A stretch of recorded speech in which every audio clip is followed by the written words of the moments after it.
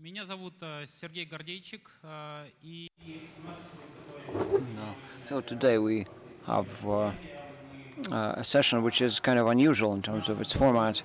So, with great pleasure, we have with us people who have organized very different kinds of conference of different communities from all over the world, starting from Japan, Korea, and all the way through America, South America, not North America, for that matter.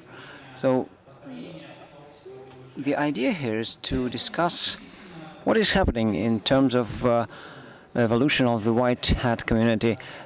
I'm not sure many people remember how it was happening in Russia back in 2005, even 2002, when people were saying, yes, we can crack your system. They were viewed as criminals or terrorists, but this attitude towards those people who can do it for good and be really white hats, this attitude was changing gradually. Something that was used to be black, moving into the gray zone, then white, is now going back to gray and even black. And whenever it comes to government system security and vulnerabilities, we'll now try to see how this is happening, or what things are happening internationally, or take also a retrospective look at that. So I would like our participants to throw some light on that. But first, let me introduce the people who are with us here and the communities they represent, and I hope you'll give them a good applause. Can we start with the video?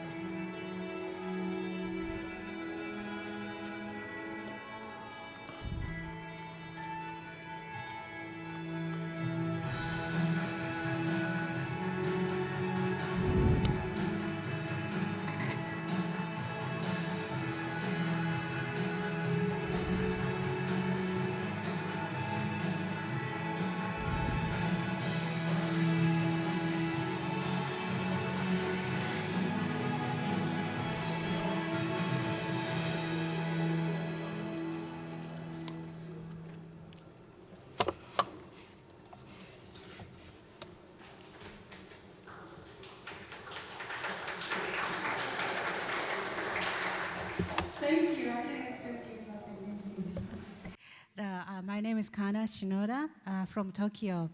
I'm doing this conference business over 10 years. My conference is called Blue. You just saw it. It's just baby conference yet. It's just born like, we had it only 2 times. But I'm doing like Black Hat Japan before something and some other e-gram stuff too. And Cold Blue is like is happening this year. I think October or so. So what should I tell more? Okay, all right, that's all. Thank you.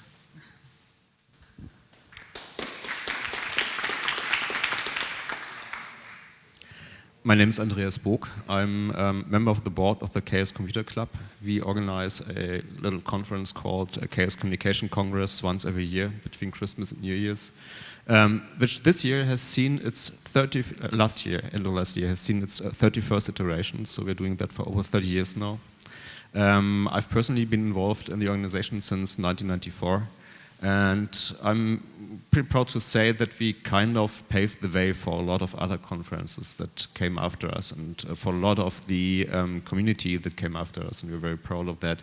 To see that the ideas we started with spread all over the world, and I enjoy that quite a lot. Also going to other people's conferences, seeing what's happening there. I'm also proud to say that up to this day, we are not a commercial conference, we're not paying anybody, we are completely volunteer-driven. And with over 9,000 attendees, that's quite a feat.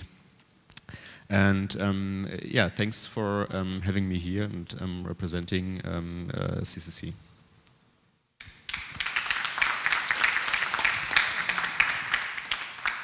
Там видео обязательно или как там?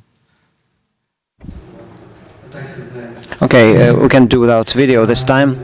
I am Alexander Polakov, and I'm representing Zero Nights Conference. It's a Russian conference made by researchers and for researchers. This was the 4th time this year. The next one will be 5th. The first one was in St. Petersburg. Extremely difficult to do, but very exciting. I think there were about 500 people, and the very last time it was about 1,500. So I think this will work for introduction. Hi, my name is Federico Kirschbaum. I'm from Argentina. I ran a conference called Eco Party. Last year we had our 10th edition with 2,500 attendees. We are one of the conferences in Latin America with Spanish-speaking speakers and attendees. And it's a great community builder, as Andreas before told.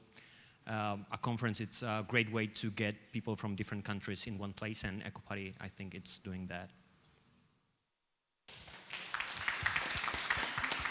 Hello everyone, my name is Rodrigo, I'm from Brazil. So first of all, sorry for needing to speak in English and not being able to speak in Russian. I would prefer to speak in Portuguese, but I don't think everybody will understand anyway. So I organize H2HC. H2HC is running for 12 years now. It's the oldest conference still running in Latin America. And as Federico pointed out, it's really great to be able to interact with other communities and exchange knowledge. Thank you. Hi, I am Banderas from South Korea, not North Korea.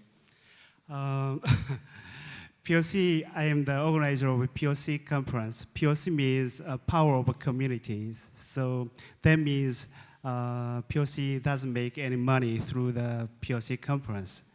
That is the most strong point of the POC conference. This is the first time to be PH Days. I really appreciate to Sergey, and I realized the power of the Russian communities. I mean, the security community is so strong. So I'm really happy to be here again. Thank you. Hi, my name is Dregas Ryu. I'm from Canada. I organize the CanSec West conference for 16 years now, long enough I have to think. PACSec in Tokyo and USEC West in London and Amsterdam. The people here on this stage probably represent the best chance to stop the balkanization of the internet and the increasing national boundaries. So the community is probably the most important thing, and you folks here and in this hall are probably the most important resource the internet has. Thank you very much.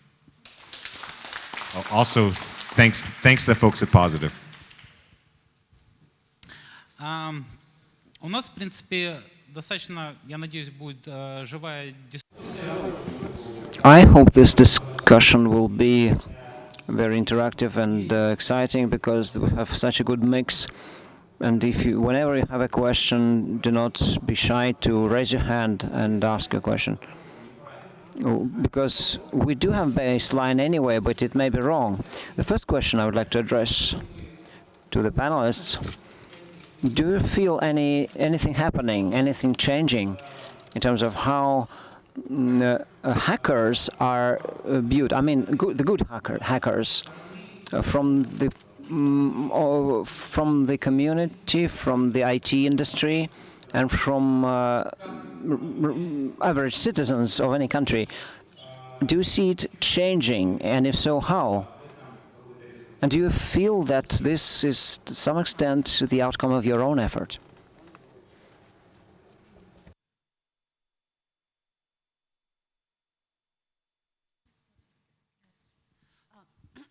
Okay, in Japan, it's a little bit situation change. Maybe all country has different situations, but anyway, since I used to operate the Black Hat Japan before, at the time, people think Black Hat is like having fun, just hacking, having fun, and then nobody wants to sponsor or support. I had a very hard time to, find the sponsors to have the event. But now, since the government has changed their plans, they try to put more money on the cybersecurity stuff, then so industry follows. Then the Code Blue has a lot of supporters now, and then probably Dragos knows there are lots of sponsors. You get more sponsors easily to compare with last, past. From the past. So it's changing. Yeah, they hated us before, but now it's changing a lot. So if you think about change, you need to talk about on what time scale do you mean change? Because if you look back, then when some of the people in the organization started in the 80s, breaking into a computer wasn't even illegal because the concept wasn't known. And they had that vision that sometime this will become very important skill because computers will shape our world. That was a time where computers were really, really rarely used in some companies, if at all. And today we live in a society where everybody has a mobile phone, which is a computer, where almost everything of importance is controlled by computers. So the ability to influence things computers do in a way that wasn't intended has become very important, and people have even in the mainstream woken up to the potential that this brings and the potential that this knowledge brings. And we fortunately managed to shape the public opinion in Germany pretty early on. So we essentially got across the message that we're the good guys, like even 20 years ago. And this helps us until today because we're still consulted, we're respected by the public, press talks to us, even the parliament comes to us, etc., etc. So our input is valued in society.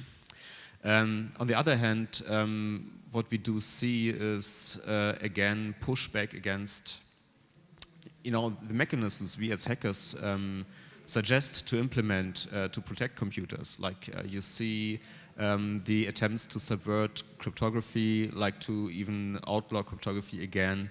It's like crypto wars all over again, which we had in the 90s. We see that the Wassenaar Agreement has been set up to try to control exports of exploit software, and I think it will be very interesting to see how this will play out, whether we will be able to do the research we do in public anymore, or whether that will stop us from sharing the knowledge, especially across borders. Because what we do is exporting knowledge here, right? When we talk to each other, when we visit conferences, we export knowledge. And that export of knowledge, in my eyes, is threatened. And I think that's the wrong answer. The right answer is building secure computers. And so people should invest a lot of money into doing that instead of investing a lot of money into inventing mitigation bullshit and virus scanners and firewalls, etc., etc., and then outlawing the tools we have to protect against people breaking into our computers, outlawing cryptography, trying to subvert cryptography. That's a bad thing. That's a tendency I see that we need to protect against as a community.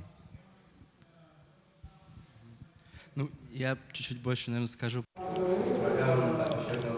I would rather talk about the non-government attitude towards hackers.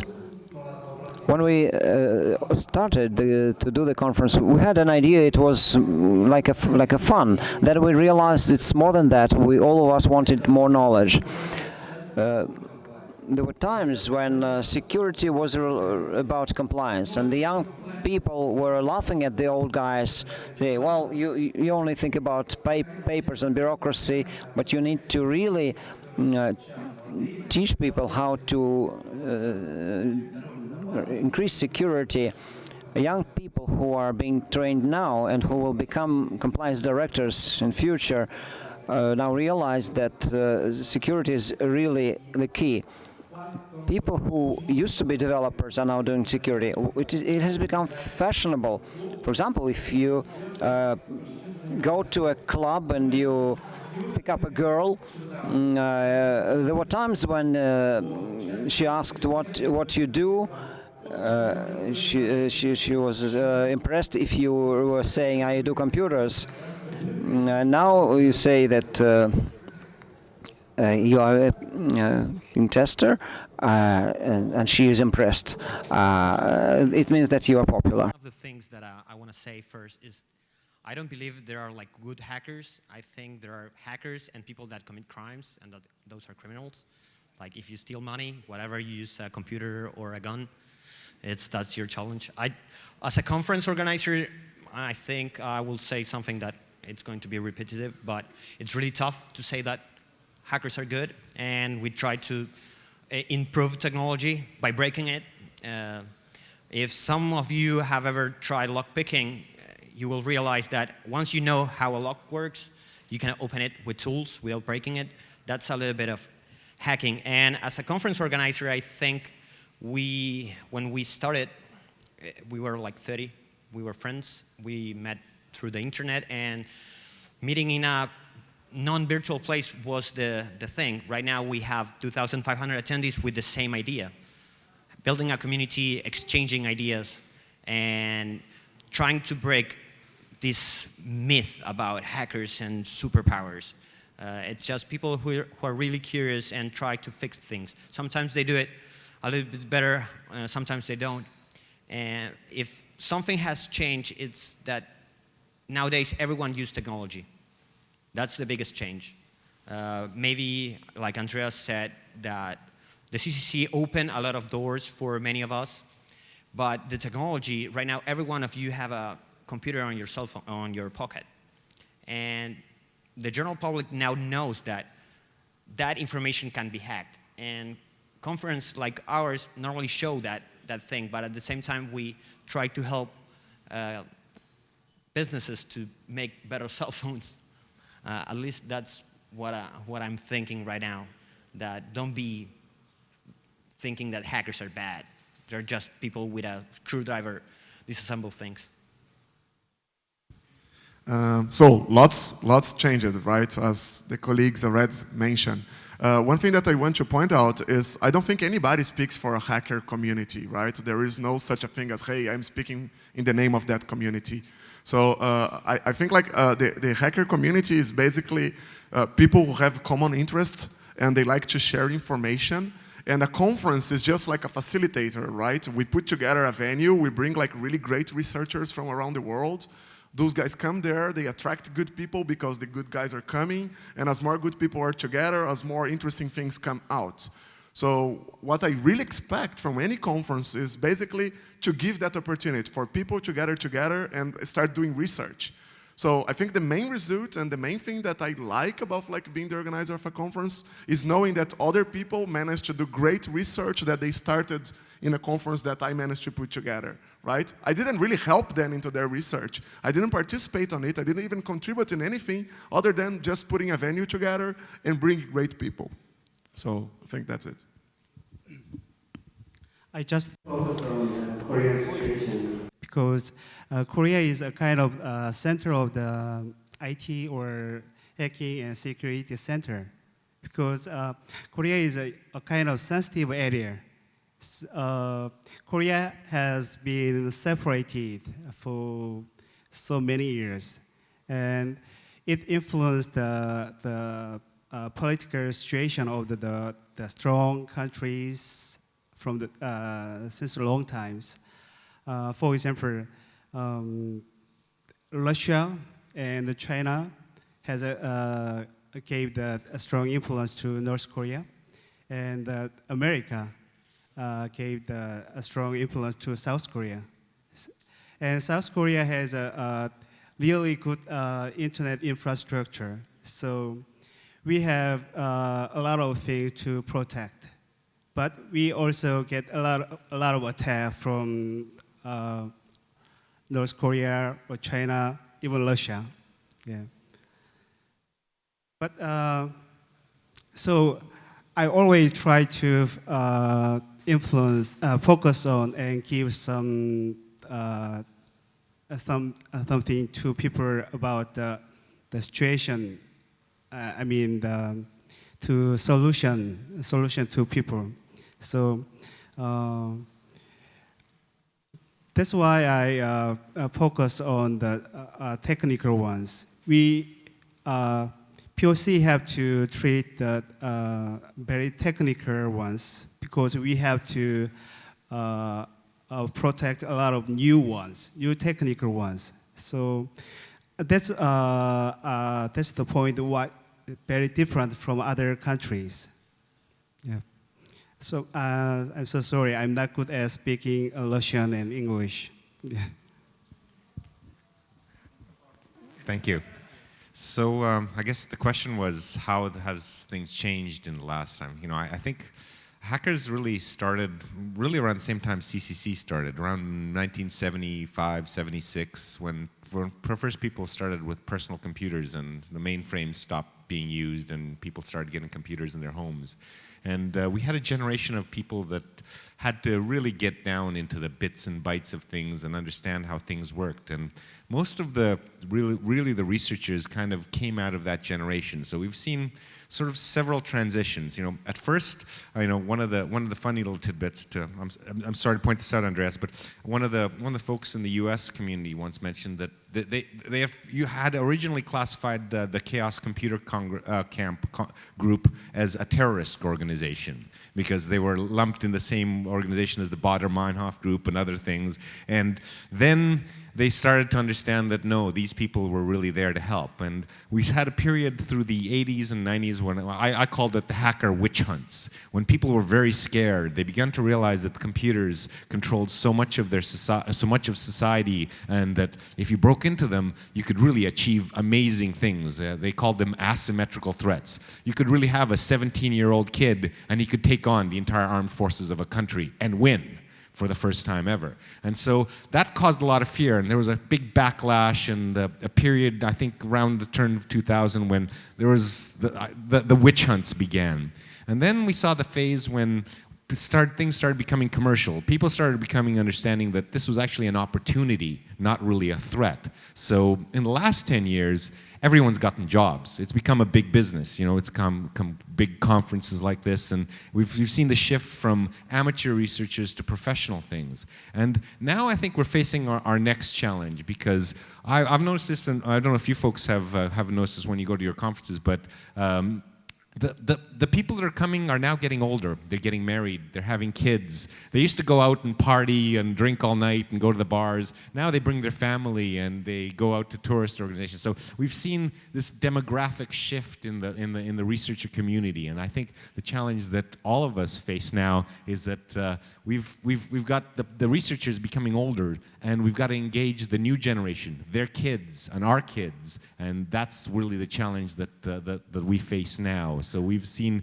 a complete shift, and those kids, there's still a lot of hacker kids out there, but they're not bound by that same community that we once saw in the early days. So it's going to be an interesting thing as we go on in the next decade. So that's what I see for our shift. Thank you.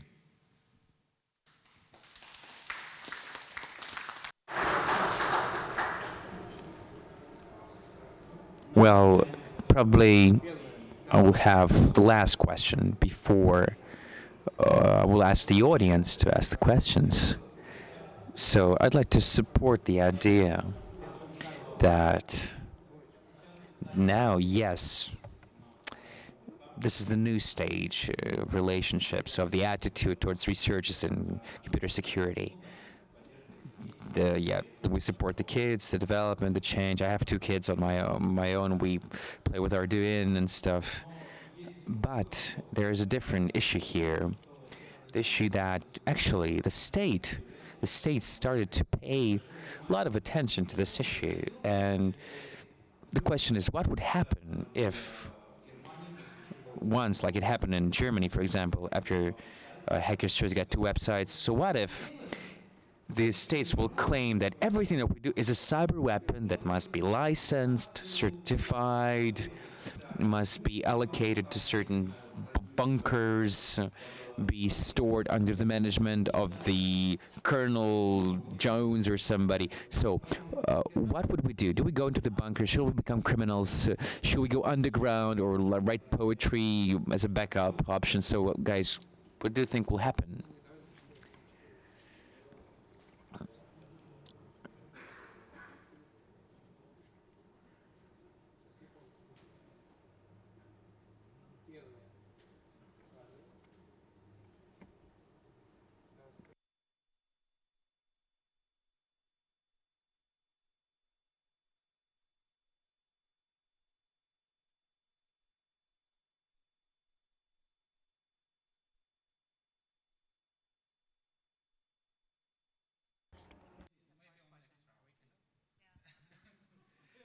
Yeah.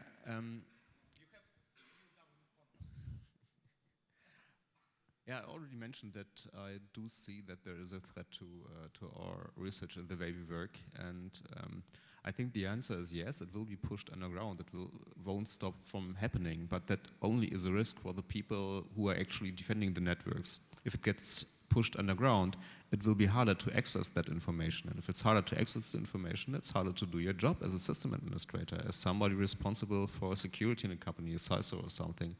So I'm still hoping that this will not happen, that we will have reasonable clauses in there that allow us to do our research, to talk publicly about how exploits work, that we are able to teach the next generation without that. The thing is, government, I don't know if it is how it is in your countries. In our country, the government isn't pretty good at that computer stuff, right? So they have schools for that, and they're setting up departments, and you end up finding out that they have like 2 or 3 competent people and 20 who are so-so. And they're not really a source of amazing research in the field.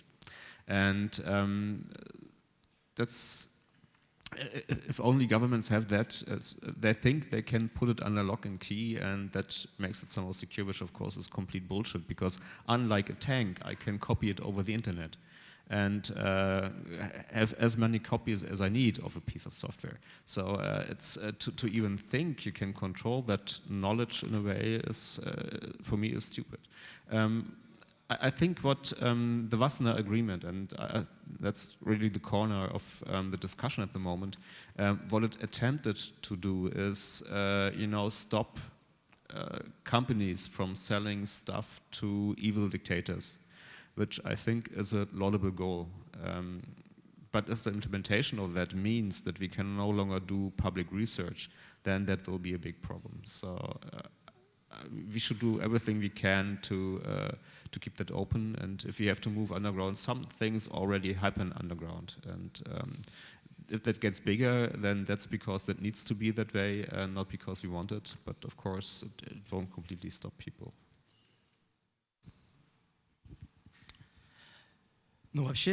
Generally, it's wide knowledge that in any society, there are a certain percentage of people who would, in any case, who one way or another would do some criminal stuff underground. Even if we put in some rigid framework, I believe that,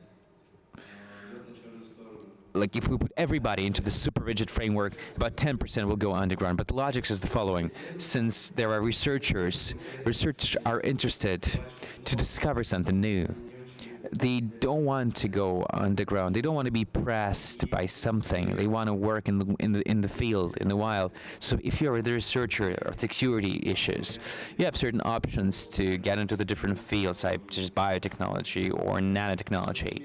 It's something related, correlated. It's interesting. So that's what I believe, that a certain percent of people, more than 10%, out of 100, will switch to a different field, but 50% will remain there, what will happen with the rest, I don't know. I think there are like two sides. One, it's corporate controlling knowledge with money. Somebody working in the government normally gets a lower salary than somebody on the corporate side. The other thing is governments, through history of time, if they can control something, they put a regulation, and if that thing it's making money, they tax it. It happens with anything, and exploit, it's just a new thing. If we remember a couple of centuries back, press prints, in order to make serial information more easy to distribute, you need a license because people start distributing ideas that were not aligned with the people in power at the moment. And I think hacking and offensive security, it's getting somewhere there. I'm going to say something that Thomas Dulien, also known as Halber, said in a conference, is that governments are now addicted to hacking as some hackers in the order of controlling things just because they can. And I think once you have that power, it's really hard to let it go. But if you're competing with private companies making a license for research or techniques, the knowledge it's going to be either bought or it's not going to be high quality. So I think the full disclosure right now, we are the public sector and we don't have the money to pay for the cutting edge, with the exception of great people that go for full disclosure. But at least from my point of view, I think most of the most advanced things are not in public, are bought and paying fees right now. So. Well, that's a very difficult question. So instead of like answering the question, I would like to think about the scenario if actually they managed to control. Imagine if the governments had all the knowledge, and then suddenly there is no security researchers doing research out of the government. Who is going to actually develop like the software that runs on that television, or that's the radio system that we're using for communicating, or like the transmission, the websites? All this technology will need researchers working on the problems that they're creating. And as more as they're connecting new stuff onto the internet, as more complex it's going to get, right? So if the governments own all the researchers, who's going to defend their own countries, right? So they can't scale. They will not manage to defend their own countries. Maybe they will manage to hack all other countries, but how they will defend against their enemies as well? So I don't think the governments have that option. They will try to go for it, but at some point they will realize that as more as knowledge as they're consuming and they're getting for themselves, as more they're destroying the security of the entire country. And at some point they will need to give up. There will be no other way. I think we are already in the internet Cold War era. So the government, our government will control more and more. So there's no alternatives about this one. So I just want to our communities, the organizer of the world hacking or security community try to end the Cold War. That's what I want to say. Maybe right now there's no way to stop the government control the hackers or a security expert. I think I take a different opinion. I think the genie is out of the bottle, and you can't put knowledge back in the bottle. And once people start to know about it, and I tell you, and then he tells him, and then he tells him, you can't do that. I think you folks here in Russia probably know better than anyone else. When your government was far more repressive, the information still got out. People still bought CDs at illegal markets, even though the music was illegal. You can't really ever bottle that up. But in the long term, I think that the problem will solve itself. If we look past this sort of short-term point when the governments are like trying to install a backdoor in every computer and make sure every computer can blow itself up if they press a button, that's stupid. But I think that the manufacturers and people in general have a much better sort of vision. The problem right now is that it's easier to attack than to defend. And building the defenses is much more difficult because you have to build that into the design from the very beginning. But we're facing a situation where the visibility of security problems is now becoming mainstream. You can't go, 10 years ago, if you talk to a programmer and you ask them, well, have you protected against buffer overflows, or have you protected against use after free in your programs? And they said, what? What's that? Oh, we just want to get it out the door and running because somebody's beating us up because we want us to be shipping. But now the knowledge of security countermeasures and security technologies is percolating amongst all developers. And I think 30, 50 years from now, when we finally have rolled out to completely new generations of products, everything will be much more secure and cyber will be a joke. You know, there won't be this opportunity for governments to break into all the computers because all the programmers will have fixed all the code from the beginning. So I think in the long term, the problem will fix itself. It's just this next 10 to 20 year period that we have to get over.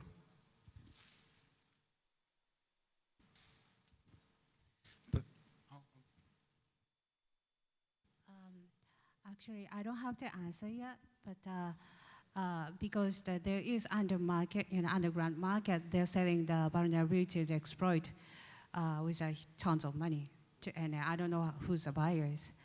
And then also, there is a, I don't know how to say in English, but selling the vulnerability exploit to the government or some law enforcement, and some countries buying those things too.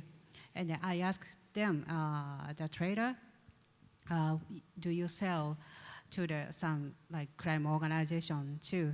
But they say no way because they don't. They are out of control. So I don't know. So that's very weak. And there is also award vulnerabilities reporting award system. It's a little weak, but it's tried to, fix the problems a lot quicker, so to avoid exploits things. That's a little weak to compare with underground, more strong motivation, but it's the way the people are trying to do now.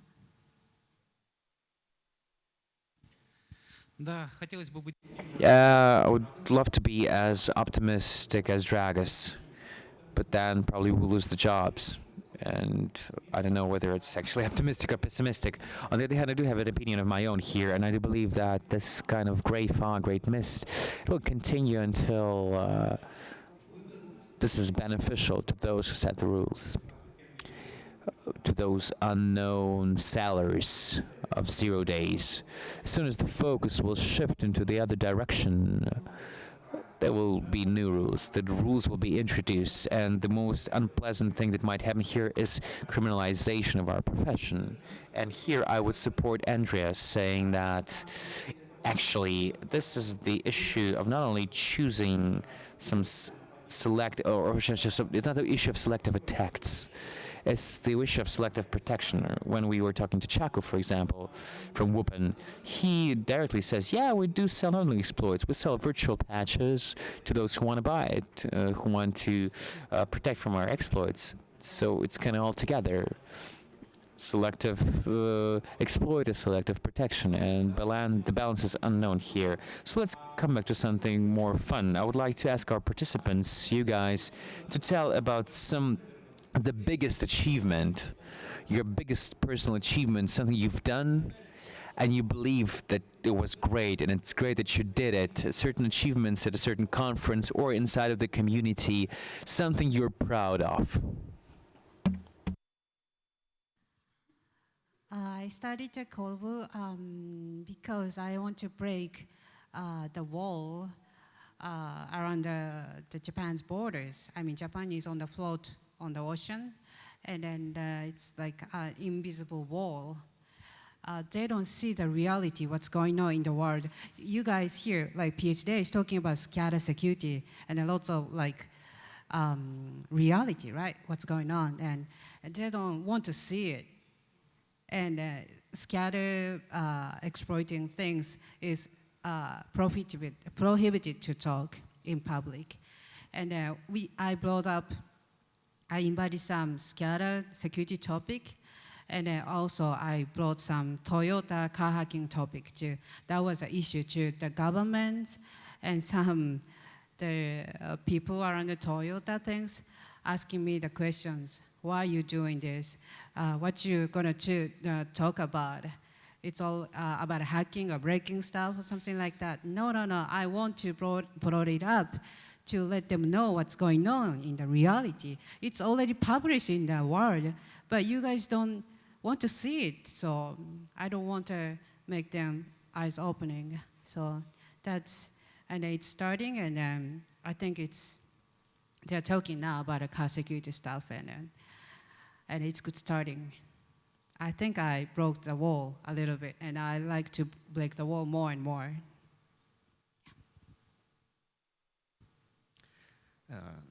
That's a tough question because a lot has been going on since I started doing that stuff.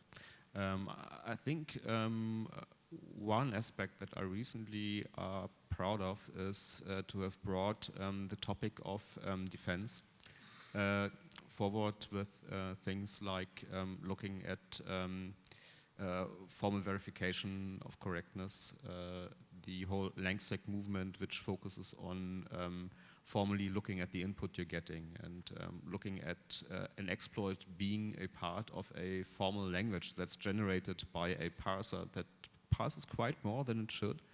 And I think that's a pretty important step forward into, so Dragos is very optimistic, right? Says, in 50 years that will all be gone. Unfortunately, software has the tendency to stick around, and we will suffer from a lot of that software for quite some time to come. Might get a little better in 2039 when time T overflows and we have to throw away a lot of Unix software. And but yeah, we need to start building the secure computers that we hopefully one day have, and I'm proud to be a part of that movement inside the hacker community. Да, это правда сложный вопрос.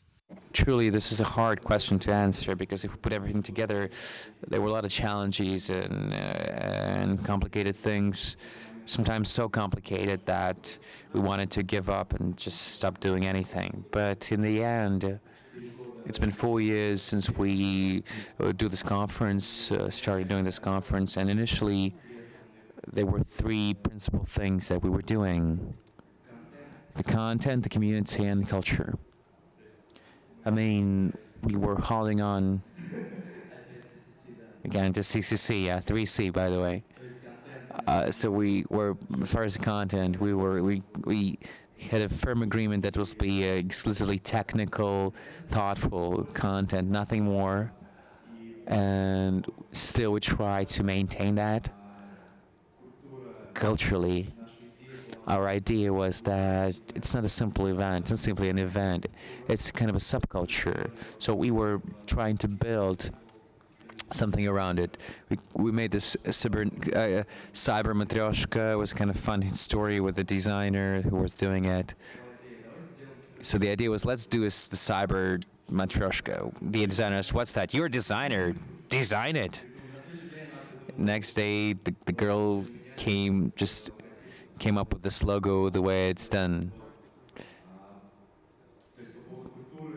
So as far as the culture, we're trying to build make a lot of things mass. We launched this program, Easy Nice World, when we photograph people with the Easy Nice merchandising around the world, a lot of countries, and mainly, of course, the community. That's the essential part, the most important part. This is the proof that this is the biggest proof that this is really a community, because the first people of Easy Nice who were doing it all, now they transfer their skills, their experiences, their initiatives to other people, and the conference becoming better and better. Last year, for example, the part of those people who administrated the conference in the first place did not take part in the management at all. There were new people coming, and they put the conference to an absolutely different level, and that's what the community is, that's what the community does. I want want to start with making a conference. At least for me, it's not profitable. If any of you is making money, please, I'll buy you a beer after. But no, buy me a beer. Okay. One of the things, at least myself and I think most of the people in this panel, do a conference because sharing for us is important. And maybe we're not the best, but we try to set up a place, put some beers, a beamer, and try to bring cool people to share. So I don't know if I'm proud actually to build that, but I'm proud for people that over the years that I saw them when they were really kids, like 14, 15, coming to the conference, and right now they're professionals breaking stuff, and they are maybe 22, but I see them each year grow. And if I'm something that I want to be proud is I'm making a social event. It's a technical event where technical people meet in real life. And if something that I'm proud, it's making people connect a little bit more, be a little bit less shy, be people who like who they are and don't be judged. I think most of the conference, if I go and I talk randomly with any of you, I'm sure we can get along, and that's something hacker conference have in common. You can travel the other part of the world and you will meet cool people who share the same ideals. And one of the things that I think we improved a little bit is that in 10 years, people who were kids or really young breaking stuff, right now they have a good job, maybe a management job, but they have the hacking culture. So it's kind of, we hack the corporations, and right now maybe the chief of something used to hack things with me when things were illegal, right? And that's an improvement because it's hacking the system, at least my view, right? From the inside. People who know things can break and you can fix it without putting people in jail, I suppose. Yeah, I second that actually. Like seeing that very technical guys managed to get into like the big corporations and now they are in position to make changes. That's big. That's something that I think like came from these communities and like basically giving the opportunity for people to show their work and appear with their research, because that actually opened the doors. And I think like in terms of accomplishment, my biggest accomplishment in my entire career was basically being able to create the conference and keep it. Because keeping it is really a big challenge, right? Because like after many years, like you get much older, and as Dragos pointed out, right? The speakers don't want to go to the party, but there's the new generation coming and they want to go to the party. And people go to Brazil, they want to party. And I'm like now too old to go partying with them. So it's like it's really difficult to keep the conference going with the same spirit, keeping the new generation coming, but also keep the old generation interested in the conference. So I think like this is a big accomplishment. And seeing the guys that showed up first, and now they are like really well-known researchers doing very interesting work, but I know that the first time they gave a talk was in the conference that I organized, and they were like really, really nervous before the talk. I came to give them like a shot of tequila saying, hey man, relax, drink, relax. You're just gonna talk about the research you did. There is nobody who knows more about that subject than you. Like you're working on that for the past entire year. It's your time to go and show it. So it's really nice to see these guys now really grow into the companies and into the world. Some of them is still doing research on the underground because they chose to, but they have the opportunities, they make their own decisions, they then do what they like. So I am really glad to be able to see that. What I'm most proud of is I think I can give a chance to people to meet each other and to share their knowledge. And another one is I can find my chance to do what I want to do. So I also want people to find their chance to do their work, and they can do what they really want to do. That's what I am proud of through the POC. So when you first asked me what what I'm proud of, my first thought was, well, I should come up with some kind of technical achievements. I thought, well, so there's a couple of things. One, we first started, 10 years ago, people thought you couldn't hack into Macintoshes. So we started a competition called Ponton, and it started publicizing people that, Macs really aren't very secure compared to the other platforms. And then I thought, well, that's kind of old. Nobody will remember that. But this year at the Vancouver conference, we've been pushing very hard on the thought of that the underlying hardware platform is actually very vulnerable. Who cares about your operating system when you can hack into your BIOS? And we scared some people there, and so that was interesting. But when you stop and think about it, the technical stuff that comes and goes, and there's always going to be some new technical doodad or thing that people get excited about. But the people here, we provide a venue for people to get together, and the magic always happens when you get a whole bunch of people together and maybe throw in some booze or something. So I think the thing I'm most proud of is that I've seen several companies start for the audience attendees. I've seen several people meet their future wives and husbands, and the thing I'm most proud of is on at least 3 occasions, people got so drunk at the conference parties that several babies were the result of it. So that's really what I'm proud of.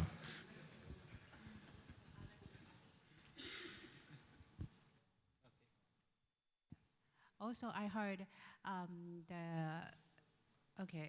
critical situation, the incident response. There's no platform to share the knowledge or experience, but friendship. They make the friend from the conference, through the conference. Then they know what's going on, they're asking questions, and they build up, they share the knowledge, and then save the world. That it works, and it works in Korea like that, like 2 times already.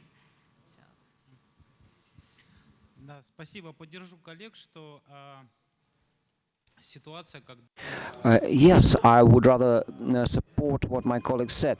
This situation where the conference brings together very different people, this is what may produce an unexpected and very exciting results. From the PhD point of view, Positive Heart Hack Days, this is kind of advertising maybe, we tried, and I think we succeeded, to build some bridges which allow people of very different standing to communicate. Today, for example, we had a roundtable session on electric power sector security. There was one of the senior level people, someone from the manager who likes the regulatory documents. All of a sudden he said, I had 20 auditors, security devices, vendors coming to me, showing presentations, what will happen if my digital substation gets broken. But here I saw those guys with sparkling eyes, with laptops in front of them. This is when I realized how scary it all is. And it's very valuable to have the minds of such people changed. It's a mixture of different people that brings about this phenomenon. Colleagues, do you have any more questions?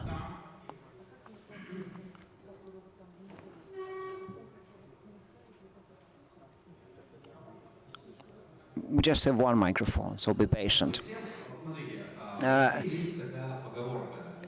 is a saying in Russia, if you, as a manager, cannot prevent your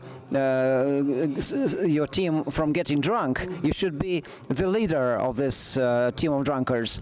We can take our own country or other countries. There are attempts to recruit those hackers, black or white. So I'm interested how the secret services in different countries do this hacker recruitment. How do they do it? What are the means they apply? Maybe they approach them at conferences or afterwards? How many friends you have in your conference, and hiring point for work for government here or something? Do you have any sponsorship from government? Code Blue doesn't have any money from the government, but a lot of people coming to attend the Code Blue to study what's going on, and so also to connect with people to find the people. But especially the conference itself is not for the recruitment, but the CTF, oh yes, they're really looking them, the young kids, young CTF players, to work for them. Yeah, so it's captured on the broadcast too. So it's pretty famous story. Yes, books at conferences. So quite obviously they have been there all the time since the very beginnings. We know that because some of you might remember that incident where the German hackers in the 80s stole some data and sold it to Russia.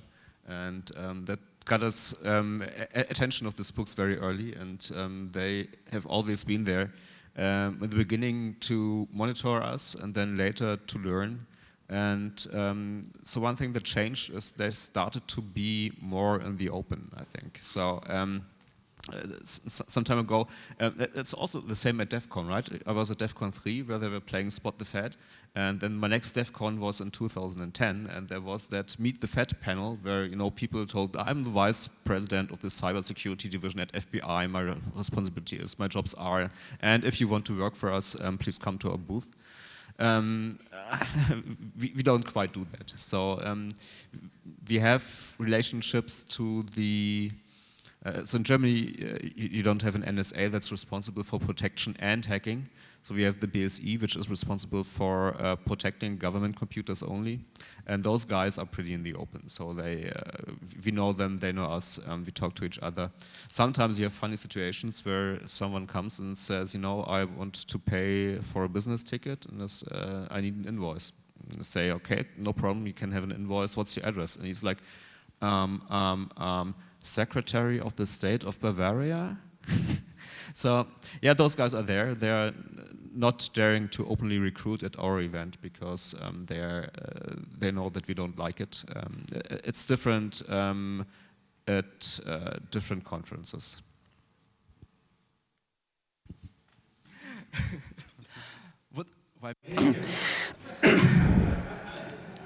In America, RSA conference, the biggest one, there is a booth.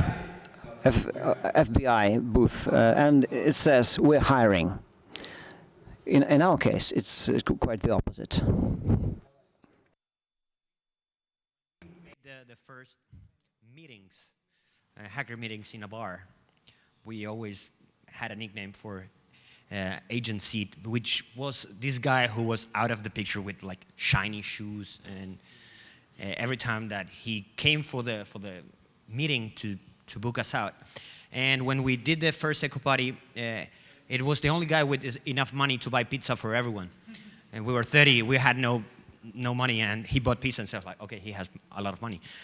And in Argentina, at least, its case, it has, like maybe Russia and Germany, has a very dark background of security service in general. So people who engage the local security services are defending the country, or at least that's what they are being told. And for me personally, intelligence is not if you're doing, it's for whom you're doing it, and you never know, even if you work for a secret service. In Argentina, it's quite straightforward. There are not so many people working over there in the corporate side. They pay way more. So they're not really interested in nationalism and protecting of terrorism. And at least in Eco Party, they don't do open recruiting, they go for learn. I know a bunch of people that work over there, but they go learning, not recruiting. Well, I agree with most of what was said here. So basically, like, those guys are coming clean now. So like we started figuring out that some guys that came from the first edition of the conference, they actually work for the intelligence, and we never knew. Brazil is a country that has not been in war for the past 100 years. So obviously, for us, intelligence services are like very different than from other countries. But we do receive like people from US, people from Israel, and but usually they are very open. They send an email, they say, hey, we want to go to the conference, and we're gonna be there, but I mean, like they don't go for recruiting or anything. They don't really have our support for that. But like the conference is open, anybody can go. This year specifically, we managed to get like the head of the intelligence department, like security research on the intelligence in Brazil, to go and give a talk. So like they are showing up for many years. So I was like, hey, instead of like just showing up, why don't you come here and now you talk and people will ask you the right questions. They will want to know what you learned from us. And that's basically the idea. Like he will go and say, hey, what I learned from that community, instead of like he telling us like what to do or what not to do or what is the government vision. So I think that's interesting. That's a new way. And let's see how it goes. Like honestly, like all the agencies are different, like, and they behave differently. Some of them are more open than others, right? So I like the idea of like trying to challenge them back and ask them, hey, what you guys are actually learning from here? One thing that we have a problem in Brazil is specifically with the federal police, because they also have their own Department of Intelligence, and they love to take our badges. So if you guys have the opportunity to tell the Federal Police of Brazil to give the electronic badges from H2HC back, I appreciate your support. Other than that, it's all fine. In the case of Korea, it's quite simple and easy. The secret agency posts about the recruitment on their website. And they apply, and they take exam, and they pass. They can be the secret agency. We're kind of funny because we're amoral. We don't really care about governments and private corporations. We only care about the knowledge and the presentation. So if you've got good technology, you can be from a spook agency, you can be from an antivirus company. It doesn't matter to us very much. As a matter of fact, our very first, our UK conference used to be sponsored by CESG, by the UK equivalent of the NSA. So to us, your government, you know, maybe they're the NSA, the FSB, they're just another company. If you're going to come recruit, you have to compete with Microsoft, with Google, with everybody else, because everybody wants to hire the talent. So to us, governments are just another company. Just want to add a quick thing about Argentina. It's so serious, our intelligence agency, that they don't even have a website.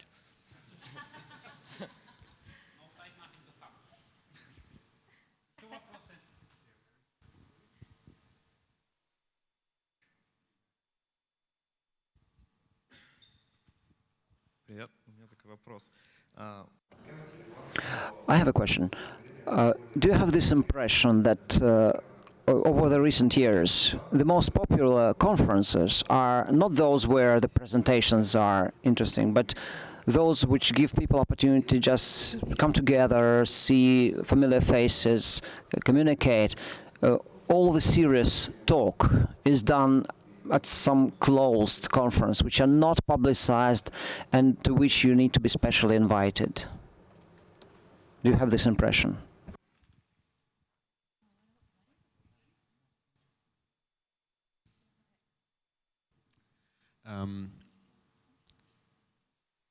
Yeah, I think that indeed talks used to be very important before the internet really took hold. Like, you know, these days there are lots of ways to disseminate information. So even talks, even if talks are still important, the people doing the talks, they're giving them at half a dozen conferences. So it's not much of a differentiator anymore, except if you're really top and you attract some of the top talks, that might be a difference. But yeah, indeed, the so-called hallway track is, I think, one of the most important aspects. Even so far that there are some small conferences that completely skip the talks. PXE, for instance, is an example where that's a very interesting format. So there's a number of people, I think 64, it's limited to 64. And everybody gives a 2-minute introduction at the beginning of why he's here and what he has interesting to say. And then it's completely open. You can walk up to people and say, that sounded interesting. Can you give me the 5-minute talk? And you know, really, if you look at a lot of the talks, you don't need an hour to get your point across. You can get your point across in 5 minutes in a personal conversation. And so the density of information exchange is, I think, the same, if not bigger. So that's very interesting to me, and I think something that conferences should focus on, to provide ample opportunity for people to communicate with each other, not just sitting in talks all day. Вообще это определенно будущее. Well, this is definitely the future.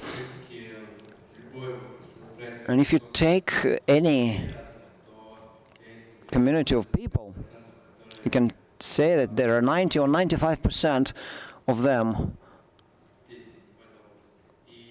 who are normal, in our case, for example. And there are 5 who are kind of odd, and or maybe they will be outstanding. And for them, such a conference would be not enough. And for them, it is important to come together as a close community. And 5% of those 5% would be a very close community. In our case, I think it would be premature to say that, because we don't even have yet a critical mass of people who would be already bored by this. Not enough. But generally, yes, this is the way it should be. It could be not necessarily a converse, but just come together of people who just need to talk to each other. Well, I think it's a natural thing in humans. People who are with common interests, and if you think the other guy is smarter, sometimes you prefer having a beer outside in the lobby instead of the main lobby of the conference. Why? Because you know he has something interesting to say, and maybe you do as well. And people tend to group in people of common, I don't know, things they share. So in the hacking community, that happens from the start. There was always a channel or an ERC server that you had to be invited, and you have to pay your respects in order to get invited. And conference is the same, or maybe a bar or a coffee. So I think it's going to be natural that people segregate and don't want to share outside that circle because they feel a little bit more powerful, I think. Well, I always believed on that. Like H2HC, Hackers Conference, basically literally was created because friends needed to gather together. We needed an excuse for like leaving the jobs. So we created a conference, right? It was a great idea. Put a website, ask people to submit talks, like you put a list of talks, and then people can get together. So the initial idea was actually that. As the conference started growing, we saw the need again to go for something smaller and more private. So we started like what we call H2HC Private, and it still runs nowadays. So for 8 years now we have that. And the past 2 years we call it SACICon. And basically Saci is like from the Brazilian folklore. It's a guy that don't have a leg. And the slogan of the conference is like, in a Saci's fight, every kick is a flying kick. And the idea is literally like to just get there, like there is no organization or pre-announcement of talks. It's basically for the speakers of H2HC. People go there, and if they have something to talk, they talk, sometimes 1 hour, sometimes half a minute. Pipetch talk for like 2.5 hours. And that's the way it goes. Like if you have something to say, you can. And it's much more restricted. Like everybody's invited. And for you to get an invite, basically someone needs to sponsor you. So that person becomes responsible for you. If you mess up, if you screw up, basically both of you are kicked out. And it's working. And now Saci is probably getting too big as well, so we're probably going to start something else. And I think that's actually ideal. I think there are different kind of conferences. One is a kind of commercial, and the other is a kind of technical one. But I don't think commercial is bad because it is commercial. Sometimes we need commercial conferences, and also we need a technical one. And sometimes we need to combine the two together. So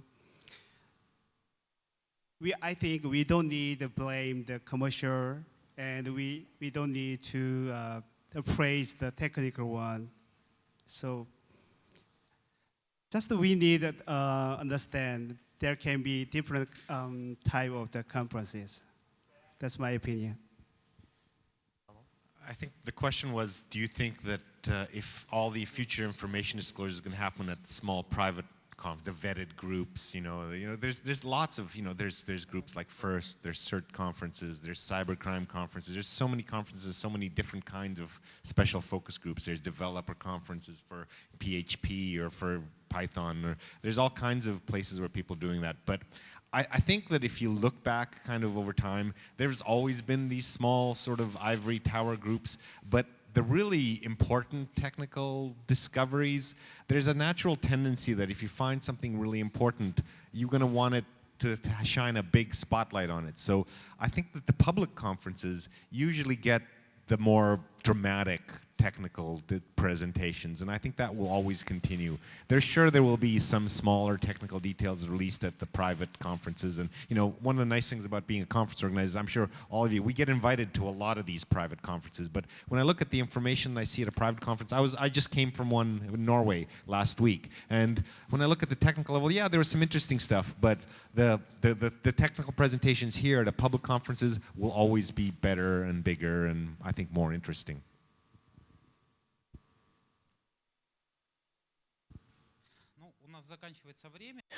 Well, guys, we're running out of time, and I think any of the panelists will be available to you. You can grab them somewhere in a bar or somewhere else. I think there will be some rock and roll program, and you can have a drink. Thank you for a good idea from CCC. I have one final question to all of you. I would like to have you voting, but I don't like the showing of hands. Anyway, what is your favorite event for data security, except for positive hack days, of course?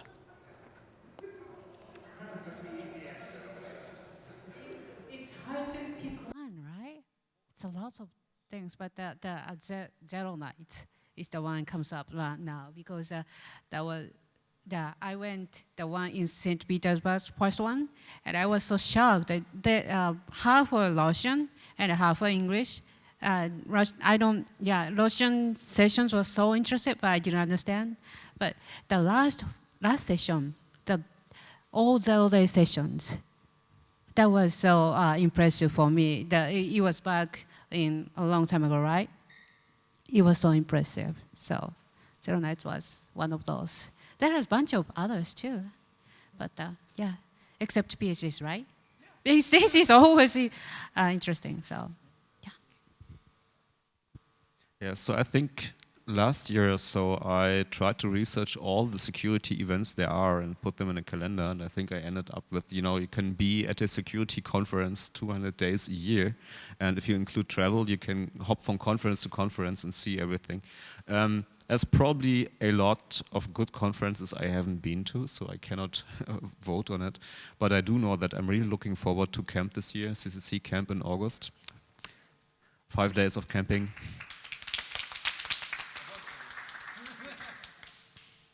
That will be fun.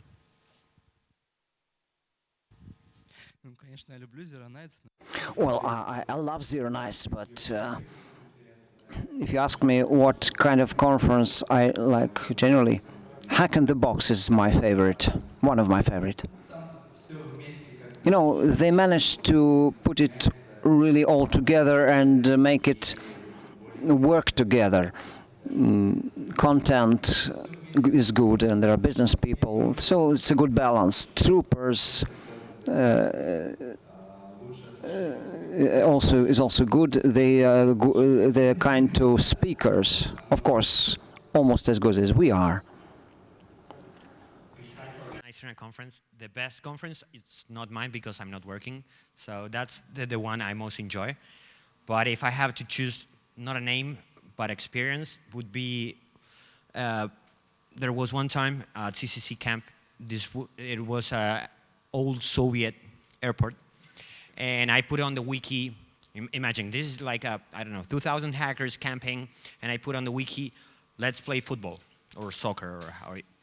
So we had a group of Italians, a group of French hackers trying to play football. The game only lasted like 25 minutes after somebody died. But for me, the experience of playing football like with my friends, but people from all over the world, that's something I think was the best. Because it was not hacking, it was just playing with your friends who live who knows where, and you only met them through IRC. So I think the best conferences are the one that connects you to another one, besides any lecture. That's a really difficult question. Like every conference has like something special about it, right? And the differentials. And I've been in many conferences, but I think like besides of course H2HC, which as Federico pointed out, like once you are the organizer, you can't really enjoy the conference. I definitely would vote for Troopers. So it's the only conference that I go since the beginning. I go there for 80 years now. And I was very young the first time I went to that conference. I barely spoke any English. I gave a talk in a Dubai conference, in a Hack in the Box in Dubai. And they saw my talk. They thought it was interesting. They invited me over to go to Germany and give that talk there. And it was awesome. Like they really were really good for me. And I kept going back every year. And every year I actually do research to present there. And in many years, like I present the research first there, then try to do something like Black Hat or some other conference. So definitely I would vote for Troopers. I think, and I know POC is most technical and most the best conference, but yeah, POC. but I just want to say the most impressive conference last year was GeekPwn. GeekPwn was made by the Chinese hackers. Yeah, GeekPwn was together with XCon. Why the GeekPwn is impressive is GeekPwn was the first beginning of the Chinese hacker try to understand the dangers of the hardware, and they try to hack the hardware of Chinese product. So that was the first beginning to understand the danger of their own product.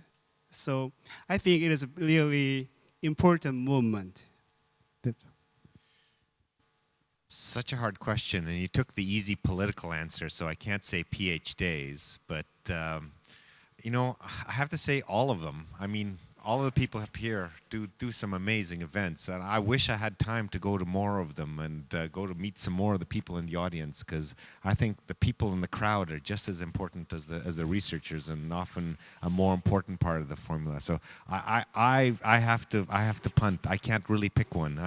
I know I'm looking forward to CCC camp. We're taking our sons and camping in a big group from Canada that is going, and it only happens once every 4 years, so that makes it a little bit more special. But there's so many special events that I wish I had time for all of them. That's really the answer. I think that that thread of this of the hacker ideals, I think that these kind of organizations really kind of weave that thread through society. So they're really important. I can't answer. Sorry.